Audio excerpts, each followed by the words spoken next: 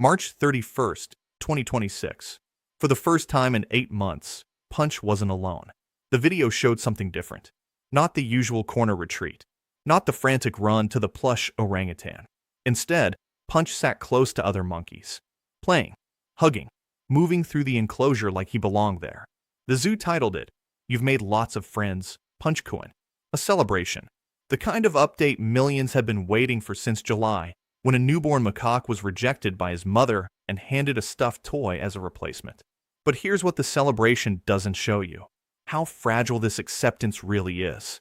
Because one good day doesn't erase 8 months of rejection. It doesn't guarantee tomorrow.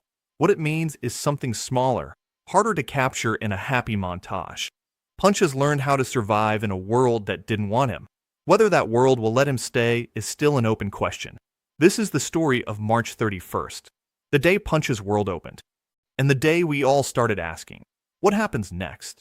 To understand what happened on March 31st, you have to go back to the beginning. July 26th, 2025. Ichikawa City Zoo, Chiba Prefecture, Japan. A Japanese macaque is born into a troop of dozens. His mother refuses to hold him. She walks away. In the wild, this would be a death sentence. In captivity, it becomes something else, a human intervention story. The keepers step in. They name him Punch. They bottle feed him. They give him an IKEA stuffed orangutan, a jumble scod plush, because infant macaques need something soft to cling to, something that approximates the warmth and texture of a mother's body. It's not a perfect solution. It's just the only one they have. Punch takes to it immediately. He drags it everywhere, sleeps with it, runs to it when he's scared. The toy becomes his anchor in a world that makes no sense to him. For months, this works.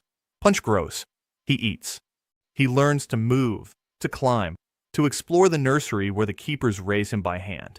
But there's a problem building beneath the surface, one that everyone involved knows is coming.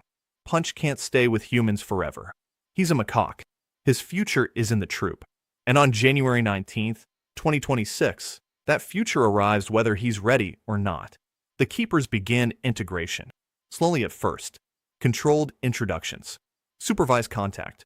The idea is to ease Punch into the social structure of Monkey Mountain, the outdoor enclosure where the troop lives. The theory is sound. The practice is brutal. Because the other macaques don't see Punch as one of them. They see him as something strange.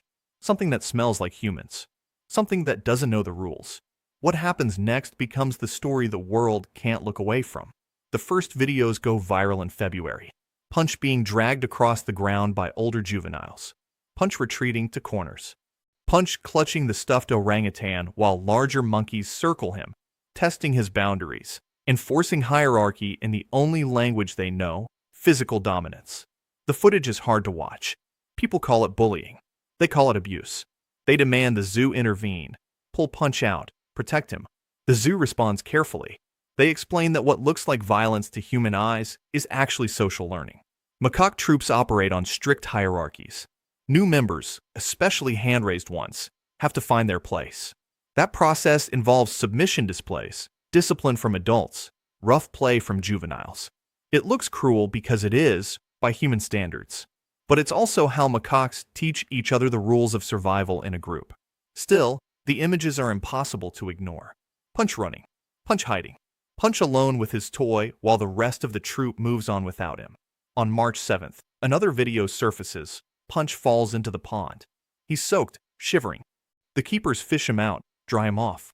Online, the reactions are visceral. People feel like they're watching a child being abandoned over and over again. The emotional response is massive. Lisa from Blackpink visits the zoo just to see Punch.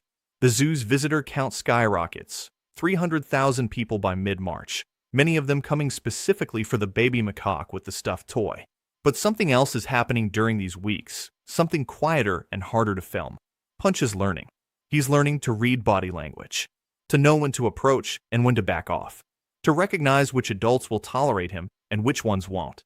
He's learning the social grammar of his own species, a language he never got to learn from his mother. And slowly, incrementally, some members of the troop start to respond differently. A larger monkey named Mo begins to tolerate Punch's presence. Then more than tolerate it. By early March, observers notice something new. Punch and Mo sitting together. Playing. Grooming each other. Grooming is significant. It's not just hygiene. It's bonding. It's trust. It's the currency of macaque social life. When Mo grooms Punch, he's saying, "You're part of this." When Punch returns the gesture, he's saying, "I understand." March 31st is the culmination of all of this. The zoo releases a video titled, "You've Made Lots of Friends, Punch-kun." The footage shows Punch integrated into group activities, hugging other juveniles, sitting calmly among the troop instead of pressed into a corner. The stuffed orangutan is still there, visible in some shots, tucked near the enclosure wall, but Punch isn't clutching it anymore. He's using it the way the keepers always hoped he would, as a security object when needed, not as a replacement for real connection. The comments flood in. Relief, joy, celebration. People who've been following Punch's story since the beginning feel like they've watched a child learn to walk. The narrative arc is irresistible. Rejection to acceptance, loneliness to friendship, survival to belonging.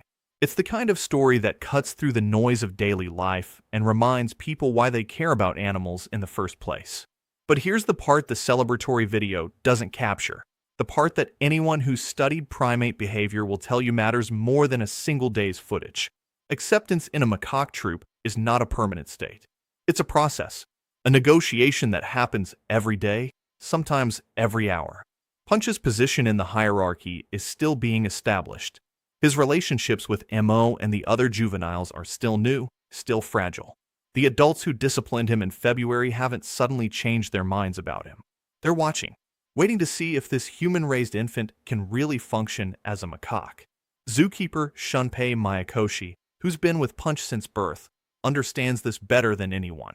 In interviews throughout March, he's been careful not to oversell the progress.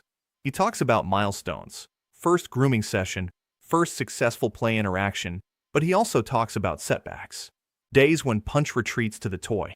Moments when older monkeys assert dominance and Punch has to submit or risk escalation. Mayakoshi describes Punch's journey as learning from early experiences, a phrase that carries weight when you understand what those experiences involved. The CNN team that visited the zoo in mid-March reported something telling. During their visit, Punch was spending most of his time alone. The rough encounters people saw online, Mayakoshi explained, represented only a few minutes of Punch's day. But so did the positive ones. Most of Punch's time was spent in a kind of neutral zone, not integrated, not isolated, just existing on the periphery of troop life while he figured out where he fit. March 31st represents progress within that context. It's not the end of the story.